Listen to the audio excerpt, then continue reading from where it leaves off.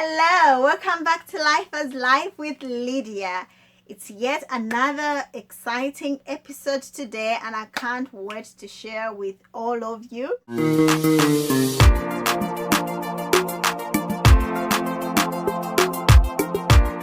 Today we'll be looking at what to consider before you borrow. It's another topic close to my heart. I like money topics. So yeah, I hope all of you will pick a thing or two. This is something that I have picked up on my many journeys of dealing with money and other people, me borrowing and me lending. And one thing I thought I could share is what to consider before you borrow. And before we get to that point, I wanted to see if we can define what credit is. Credit is simply one person, or we could say one party, trusting another party who has asked to either borrow money or use a service or get an item without paying for it immediately, but with the promise that they will pay back at a later date. Now, there are two important things that I've mentioned: trust and promise. And this is why when people don't pay back on time, or as they promised, these two things, trust and promise, are tempered with. It's like, friendships are also tempered with. So yeah, and probably just picking up a few things on top of my head why people borrow. People borrow to buy a car or get a mortgage. What else on top of my head? People could also borrow, to save face or to beef up their monthly income. I don't know if, beefing up your monthly income is actually a good thing, but anywho.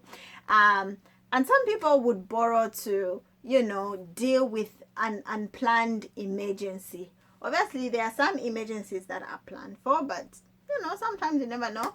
Some unplanned emergencies may happen, so people tend to borrow for those reasons. And probably we could say there may be advantages or disadvantages.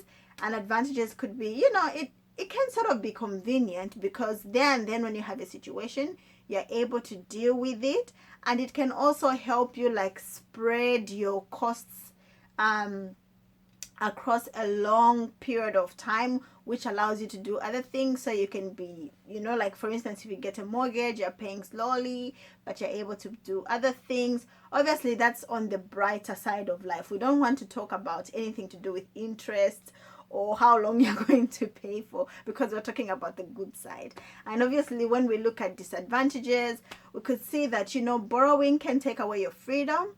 So you can imagine if you have gotten money for a car or a mortgage. I know with mortgages, probably people will shoot me. They're like, Lydia, it's a good thing. Well, yeah, it is a good thing. But when you think about it, that house is not yours until certain T's and C's are met. So it's like you are locked up and you have to meet these T's and C's.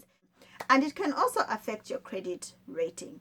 If, for instance, somebody has a credit card, especially in the UK, if someone has a credit card and they're not paying on time, they're going above the limit, that can put sort of like a bad, rating on you. And that means at a later time in life, when you choose to get a loan from a lending institution, or, probably even get things on credit from a shop or anywhere, it can cause you to have a higher interest rate. So yeah, that was just like on top of my head. We'll go straight into what to consider. I feel like this is a risk assessment, and it's important for everybody to do a risk assessment before they borrow money, because I feel that when people do a risk assessment, the chances of them paying when they say they will is actually higher. And this is why it's not good to just borrow money in the spur of the moment, like, oh, there's this situation because I want to help, let's do it.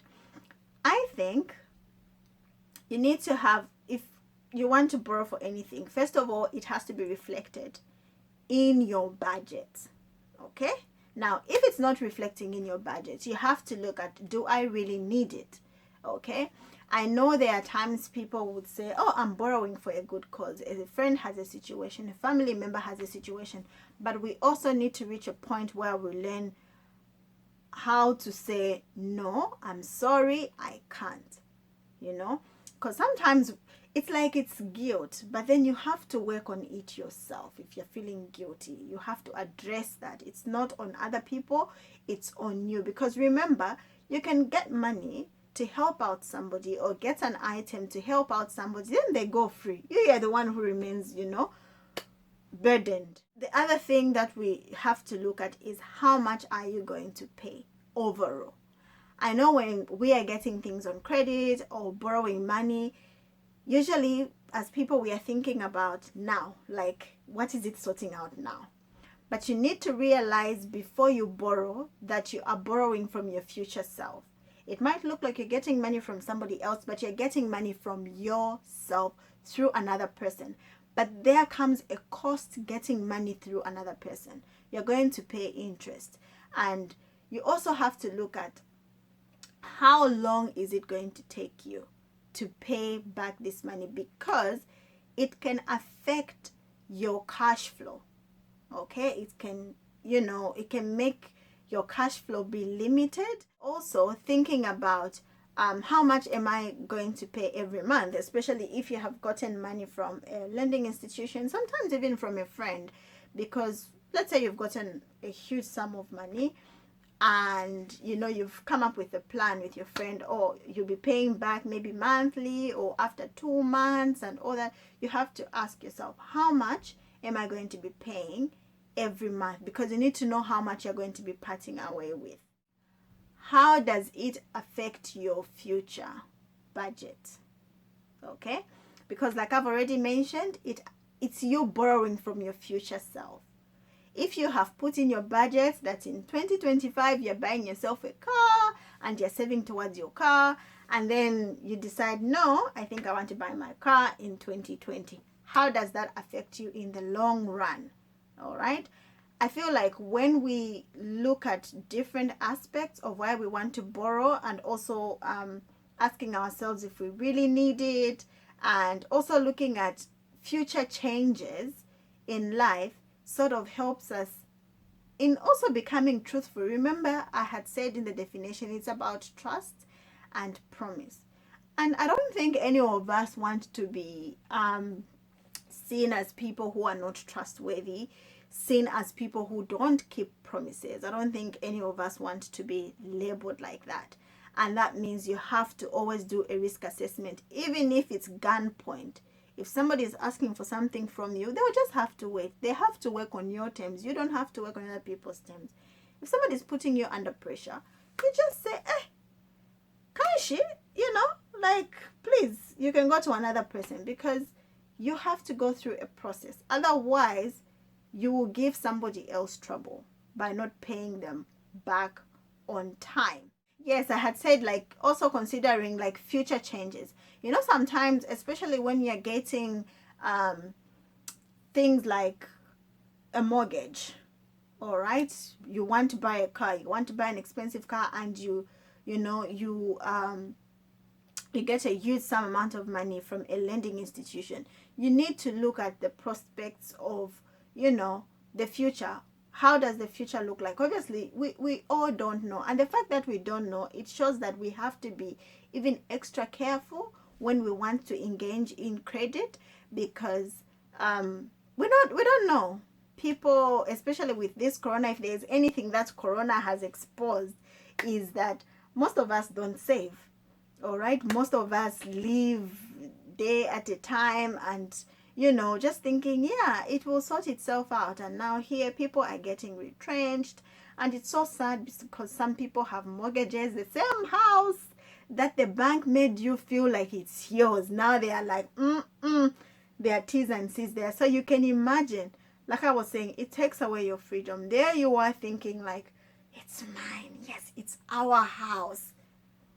But now it's a stake. You have to, give Caesar what belongs to Caesar. Obviously, there are some people who are being retrenched and they are being given lump sums.